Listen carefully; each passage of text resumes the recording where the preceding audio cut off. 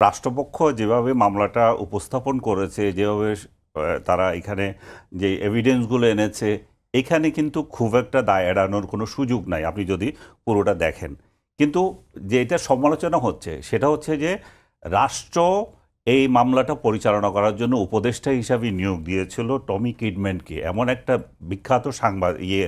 আইনজীবী।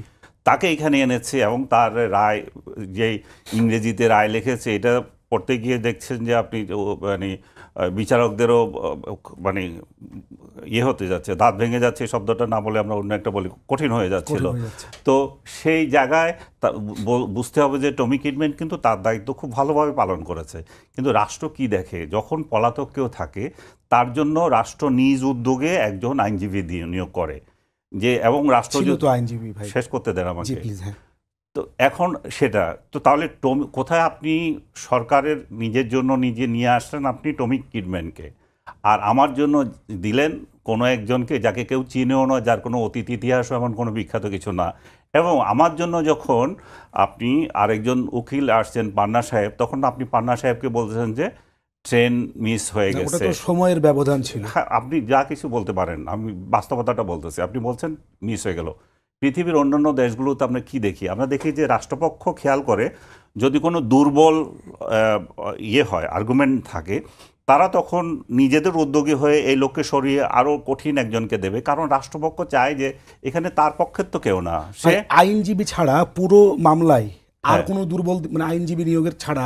এটাই তো সমালোচিত হচ্ছে যে জিনিসটা, কারণ যে আপনি আমাকে আত্মপক্ষ সমর্থনের ভালো সুযোগ দেন নাই, আপনি আমাকে এমন একজনকে দিয়েছেন যার সাথে বিচারপতির সংলাপ ভাইরাল হয়ে যায়, যার কথাবার্তা নিয়ে যে আবার হাসা হাসা দুঃখ প্রকাশ করে।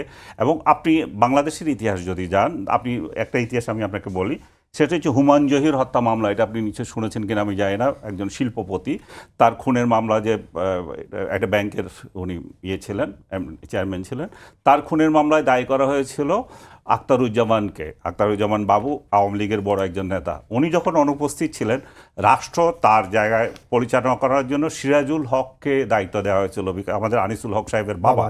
সো এই সিরাজুল হক সাহেব ওই মামলা পরিচালনা করেছেন।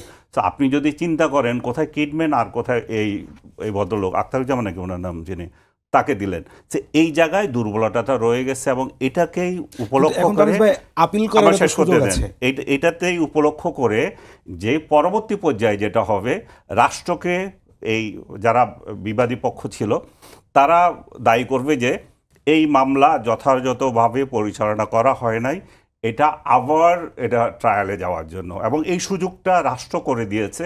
এই দুর্বলতাটা রাষ্ট্র যদি ঠিকমতো করতো, তাহলে এই শেখ হাসিনা তার যথাযথ সাজা পেতেন।